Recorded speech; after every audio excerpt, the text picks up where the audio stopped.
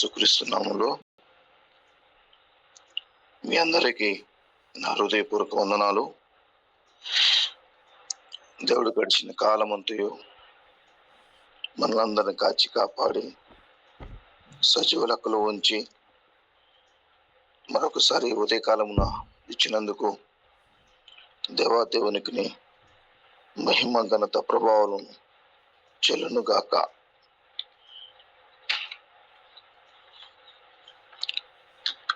ఇది నాన్న మనము దేవుని వైపు చూస్తూ మన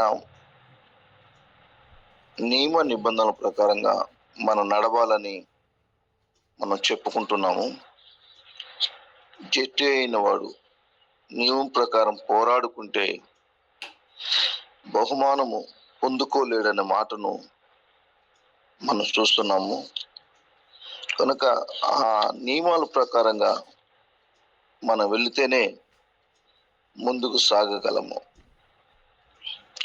ఆయన నియమాలు మార్పు లేని నియమం ప్రకారంగా మనం గమనిస్తున్నాము. ఆయన నియమాలు మరి జీవితంలో ఎటువంటి మార్పు లేదని కూడా మనం గమనించాలి. కనుక మనము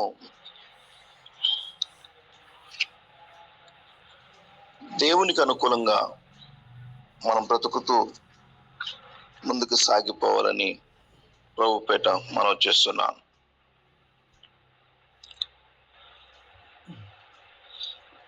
జీవించుటకు మన నియమ నిబంధనల గురించి మనం జ్ఞాపకం చేసుకున్నట్లయితే ప్రభావవంతంగా ఆయన సేవ చేటుకును లేక పరిచర్య చేటుకును దేవుడు మనకు చూపించిన నియమ నిబంధనలు ఏమిటి? పరిగెత్తుటకు ఆయన మనల్ని పిలిచిన పిలుపు యొక్క ఆ యొక్క పరుగు పందెములో మనము నియమం ప్రకారంగా పరిగెత్తాలి. ఇవన్నీ మనకు తెలుసు. అయితే మరొకసారి పరిశుద్ధాత్మ దేవుడు మనల్ని బయలుపరుస్తున్నాడు. అది ఏంటంటే ఒకటి విధేయత. మనమందరము ఒక అధికారం కింద ఉన్నామని మనం గమనించాలి. రోమరాసు పత్రిక 13వ అధ్యాయం 1వ వచనం ఉన్న మాట మనం చూస్తే,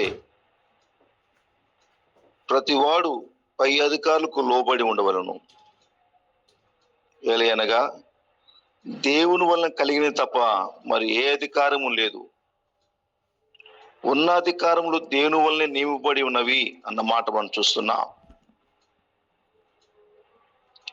కనుక ప్రతి వాడు పై అధికారికి లోబడి ఉండవలను. యేసు కూడా తండ్రికి విధేయతగా మలుచుకున్నట్టుగా మనం చూస్తున్నాం. తన ఇష్టం జరిగించే విధంగా ఆయన జరిగించలేదు, కానీ నా అంతటా నేనేమి చేయలేదు అన్నట్టుగా మనం చూస్తూ ఉంటాం. కనుక యేసుక్రీస్తు వారు తన తండ్రికి సంపూర్ణ విధేయత కలిగి చూపించిన విధానాన్ని కూడా మనం చూస్తున్నాం. రోమరాసు పత్రిక 13వ అధ్యాయం 1వ వచనం ప్రకారం చూస్తే, ప్రభుత్వాలనే దేవుడు నియమించేవాడు. మరి వాటికి లోబడని ఎడల దేవుణ్ణి ఎదిరించిన వారుగా ఉంటామన్న మాట కూడా గమనిస్తూ ఉంటాం. అయితే ప్రభుత్వాలే దేవుని వాక్యానికి వ్యతిరేకంగా ఉంటే మనము వాటి విషయంలో లోబడకుండా ఉంటే, వ్యతిరేకతగా వాక్యానికి వ్యతిరేకంగా ఉంటే మనము దేవునికి లోబడుతూ ఉండాలి అన్నది మనం గమనిస్తూ ఉండాలి. అపొస్తలుల కార్యం 4వ అధ్యాయం 18 నుంచి 20 వరకు చూస్తే, దేవుని మాట వినాలా, నీ మాట వినాలా అన్న మాట మనం చూస్తూ ఉంటాం. వారు అనేక సందర్భాల్లో యేసు నామమును బోధించకూడదని అక్కడ కఠినంగా వార్నింగ్ ఇచ్చినట్టుగా మనం చూస్తాం. అయితే నీ మాట వినాలా, దేవుని మాట వినాలా, నీ దృష్టికి ఎలా న్యాయం ఉన్నది చెప్పు అని అడిగినప్పుడు కూడా వారు సరైన సమాధానం చెప్పలేని సందర్భాలు మనం చూస్తుంటాం. అపోస్తుల కార్యము 5వ అధ్యాయం 8, 29 మనం చూస్తే, మనుషులకు కాదు దేవునికి మేము లోబడవలం కదా అన్న మాట మనం చూస్తూ ఉంటాం. కనుక మనము ఆ నియమ నిబంధనల ప్రకారంగా నడవాలి. దాంట్లో ఒకటి విధేయత. చాలా మరి వాక్యానుసారంగా మనం నడుస్తున్నట్లయితే మన జీవితాలు ఎంతో ఆశీర్వదకరంగా ముందుకు సాగుతాం. అంతేకాకుండా సంతృప్తి కలిగిన జీవితం జీవించుటకు నియమ నిబంధనలో మరొక మాట సంతృప్తి. చాలా మంది దేవుని దగ్గర రాక పడిపోయిన వారు ఎందరో ఉన్నారు. కారణం వారికి సంతృప్తి లేదు. అంటే అది డబ్బు విషయంలో కావచ్చు, వస్తు విషయంలో కావచ్చు, కొంతమంది పొగడ లేదని కూడా కావచ్చు. మరొక విధంగా వారి హోదాను బట్టి వారు అలాగ సంతృప్తి కలిగి లేని వారుగా ఉంటుంటారు. కానీ దావీదు మహారాజు అయితే ఆయన కీర్తనలు 16వ అధ్యాయం 5, 6 వచనం మనం చూస్తే, యెహోవా నా స్వాస్థ్య భాగము, నా పానీయ భాగము, మనోహర స్థలములలో నాకు పాలు ప్రాప్తించెను అన్నమాట మనం చూస్తాం. ఆహారము, నీళ్లు దేవుడే. మరి ఆయనే పరలోక రాజ్యము, ఆయనే నిత్య జీవము. యెహోవా నా స్వాస్థ్య భాగము, నా పానీయ భాగము, మనోహర స్థలములలో నాకు పాలు ప్రాప్తించెను. కనుక సంతృప్తి ఇక్కడ దావీదు మహారాజు చెప్తున్న మాట మనం గమనిస్తున్నాం. కనుక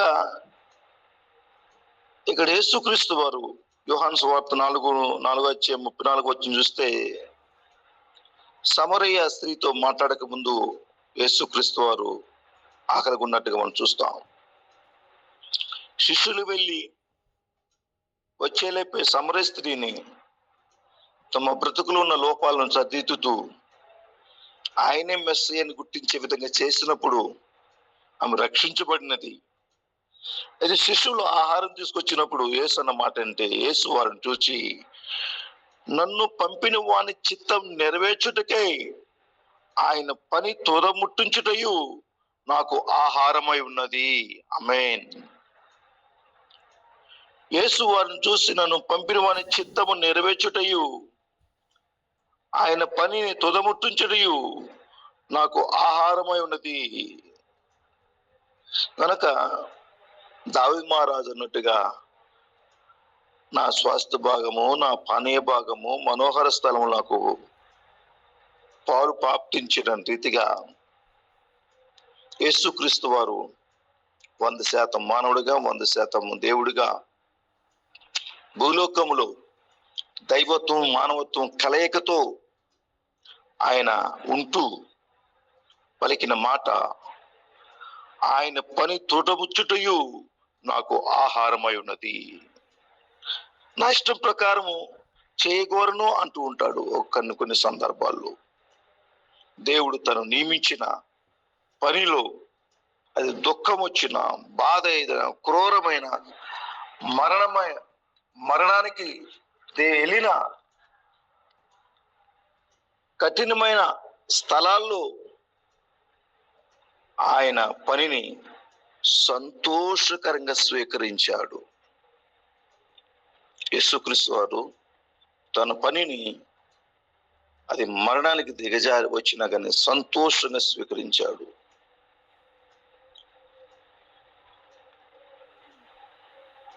ఈ విషయాల్లో ఆయన మనము యేసుక్రీస్తు వారు మనకు మాదిరై ఉన్నాడు.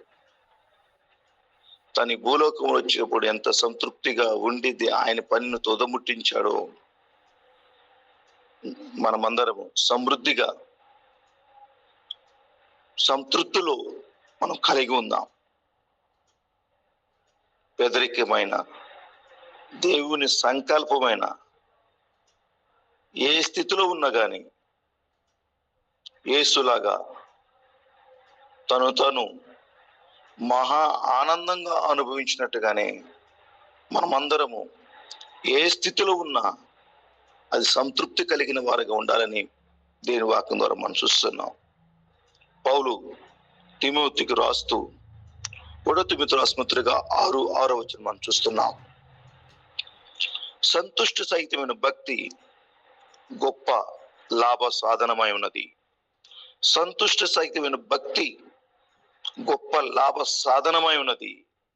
కనుక మనము సంతుష్టిగా ఉంటే దేవుని యేసుక్రీస్తుని బట్టి ఆయనే ఆహారము, ఆయనే మనకు పానీయముగా, ఆయనే మనకి నిత్య జీవం అనే భావంతో మనం కలిగి ఉంటే మనకెప్పుడు గొప్ప లాభమే అన్నట్టుగా మనం చూస్తున్నాం. 2 రాజులు రాసిన గ్రంథములో 5వ అధ్యాయంలో ఇక్కడ ఎలీషా గొప్ప ప్రవక్త, ఎలీషా గొప్ప కార్యాలు జరిగించాడు. 2 ఆత్మ కలిగి ఉన్నాడు. దేవుని పనిని సంతృప్తిగా కలిగి ఉన్నాడు. ఏ ధనాన్ని ఆశించుకోకుండా తన పనిని తను చేసుకుంటున్నాడు. అయితే గెహాజీ కూడా అలాగే రావాలి. ఆయన ప్రవక్తగా, ఆయన తర్వాత ఆయన మరొక ప్రవక్తగా ఉండి ఆయన పరిచయం చేయాలి. కానీ గెహాజీ ఎలీషా లాగా గొప్ప దైవజనుడిగా కాలేకపోయాడు. 2 సేవ చేయలేని స్థితిలో ఉన్నట్టుగా మనం చూస్తున్నాం. కనుక మరి వ్యక్తిగత లాభం కోసం అతడు ఆశించి మరి నయమాను కలిగిన కుష్టును అతడు పొందుకున్నట్టుగా దేవుని వాక్యం ద్వారా మనం చూస్తున్నాం. కనుక ప్రియమైన దేవుని బిడ్డలారా, గెహాజీ ఆ యొక్క పరీక్షలో మరి నిలవలేకపోయాడు. గెహాజీ పడిపోయాడు. కారణం దేవుని గురించిన విషయాలు ఇంకా గుర్తించలేని స్థితిలో ఉండడము మనకు తెలియదు. కానీ సంతృప్తి కలిగి లేకపోవటం వలన, ధనం ఆశించటం వలన అతడు భయంకర రోగం కలిగి ఉన్నాడు, కుష్ఠరోగము. బిలాము కూడా మనం చూస్తున్నదే మరి దేవుని కంటే ధనమును ప్రేమించేవాడుగా మనం చూస్తున్నాం. దేవునికి విధేయత చూపించుటలో నియమం ప్రకారం పోరాటంలో విఫలమయ్యాడు బిలాము కూడా. కనుక ప్రభునందు ప్రియమైనలారా, ఈ యొక్క పరుగు పందెంలో మనకు ఉంచబడిన ఆ నియమములో 1 విధేయత, 2 సంతృప్తి. 3వదిగా మనం చూస్తే క్షమించే నియమం, క్షమించుట. మార్కు సువార్త 11:25 మనం చూస్తున్నాం. మీకు ఒకరి మీద విరోధమైనను కలిగి ఉండేలా మీరు నిలువబడి ప్రార్థన చేయనప్పుడల్లా వారిని క్షమించడి. మీకు ఒకరి మీద అయినను కలిగి ఉన్న ఎడల మీరు నిలువబడి ప్రార్థన చేయనప్పుడల్లా వారిని క్షమించుడి. ఇక్కడ మనం హృదయపూర్వకంగా క్షమించాలి. అలా క్షమించినట్లయితే మనం తీర్పులోనికి రాము అన్నది కూడా మనం గమనించాలి. చాలా సందర్భాల్లో మనకు తెలియకుండానే ఇతరుల ద్వారా మనకు గాయమయ్యే ఉన్నది హృదయము. మనల్ని మెచ్చుకొని పక్కకెళ్ళి మన మీద తప్పులు మోపేవారుగా ఉండేవారు ఉన్నారు. అయితే క్రీస్తు యేసు కలిగిన మనస్సును మనం కలిగి ఉన్నాం కాబట్టి వారిని క్షమించేవారుగా ఉందాం. క్షమాపణశాల ప్రాముఖ్యమైనది. మనము క్షమించకపోతే అది పగగా మారిపోతుంది. ఆ విధానములో క్షమాపణ అనేది మనలో ఉండలేకపోయిన స్థితిలో కనబడుతూ ఉంది. అయితే మీరు ఒక్కని మీద విరోధమే అయినను ఉన్న ఎడల, కలిగి ఉన్న ఎడల మీరు నిలువబడి ప్రార్థన చేయనప్పుడల్లా వారిని క్షమించుడే. కనుక క్షమించుట నువ్వు నేను ఒక అలవాటుగా మార్చుకుంటూ ఉండాలని ప్రభుపేట మనం చేస్తున్నాను. అంతేకాకుండా మన విశ్వాస జీవితంలో మనం దేవుని వైపు చూస్తూ ఆయన నియమ నిబంధనలో మరొక విధానం ఏంటంటే విశ్వాసం.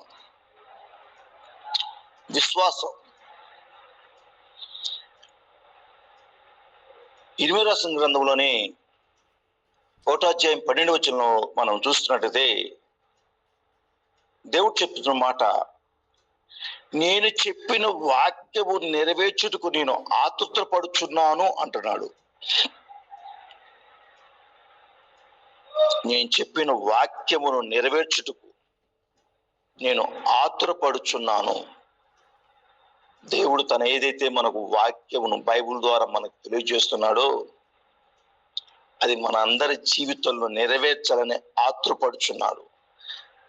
అయితే ఇది ఇర్మియా కాలముకు సంబంధించినది అని కాదు, కానీ అన్ని కాలాలను వారు తెలుసుకోవలసిన విధానం. దేవుని కోరిక ఏంటంటే, నేను చెప్పిన వాక్యము నెరవేర్చుటకును నేను ఆతురత పడుచున్నాను.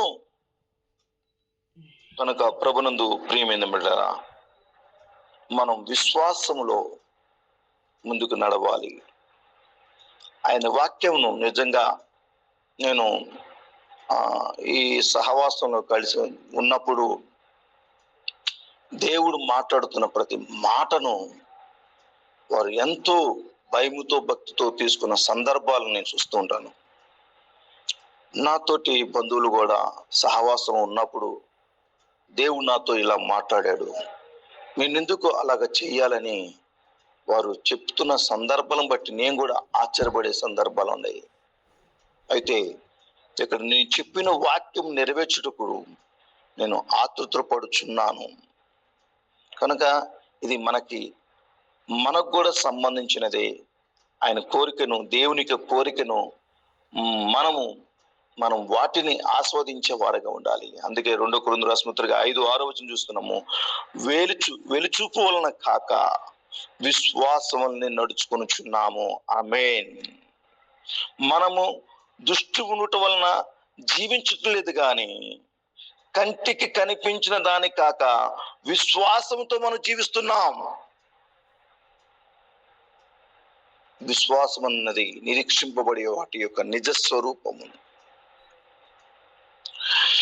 కనుక మన విశ్వాసమును దేవుని వైపు చూస్తూ ఆయన వాక్యాలను నమ్ముతూ వాక్యానుసారమైన జీవితంలో జీవిస్తున్నట్లయితే ఆయన నెరవేర్చుటకును మన పట్ల ఆతృత కలిగి ఉన్నాడు. ఆమేన్, ఆమేన్, ఆమేన్. అంతేకాకుండా మన జీవితంలో యథార్థత కలిగి నీతి కలిగిన వారికి ఉండాలి. మనం యథార్థత కలిగి నీతి కలిగి ఉండాలి. 1 యోహాను రాసిన పత్రికలో 1వ అధ్యాయం 7వ వచనం మనం చూస్తే అక్కడ దేవుని యందును మనుషుల యందును వెలుగు సంబంధులుగా నడుచుకోవాలనే సందర్భం మనం అక్కడ చూస్తూ ఉంటాం.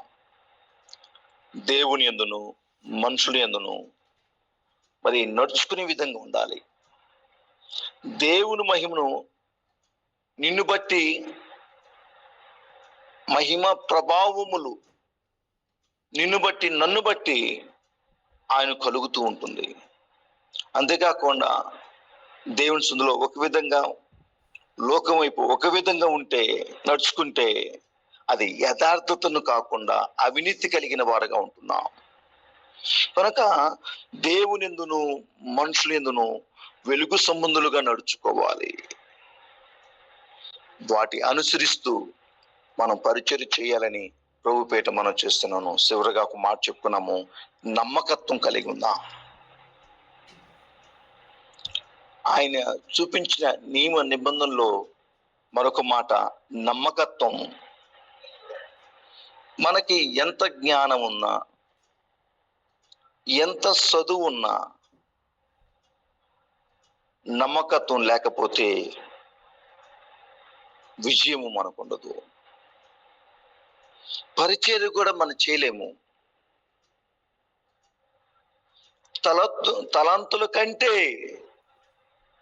నమ్మకమైనదిగా ఉండాలనేది మనం గ్రహించాలి. నమ్మకత్వము అంటే లాభమైన, నష్టమైన, రోగమైన, దుఃఖమైన, ఇష్టమైన, కష్టమైన, ఇవ్వబడిన ఏ పని విషయంలోనైనా, దేని విషయంలోనైనా చివరి వరకు మార్పు చెందకుండా ఉండటమే నమ్మకత్వం.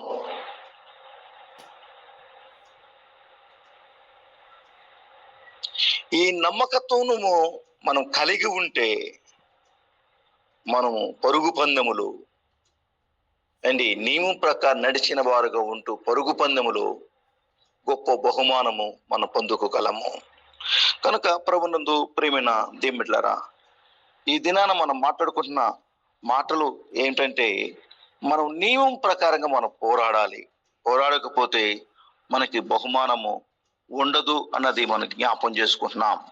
అయితే ఆ నియమాలు ఏంటో మనకు తెలుసు కాబట్టి విధేయత కలిగి మనం జీవించాలి, సంతృప్తి కలిగి మనం బ్రతకాలి, క్షమించే నియమం మనం కలిగి ఉండాలి, మరి విశ్వాసములో మనం కలిగి ఉండాలి, యథార్థత నీతి కలిగిన వారుగా ఉండాలి, నమ్మకత్వం కలిగి ఉండాలి. అప్పుడే మన జీవితము ఎంతో దీవెనకరంగా, ఆశీర్వాదకరంగా, ఆయన ఆ పరుగు పందెములో మనం నమ్మకంగా పరిగేవారు ఉంటాం. అటువంటి కృపా దేవుడు మనకందరికీ అనుగ్రహించును గాక. ఆమేన్.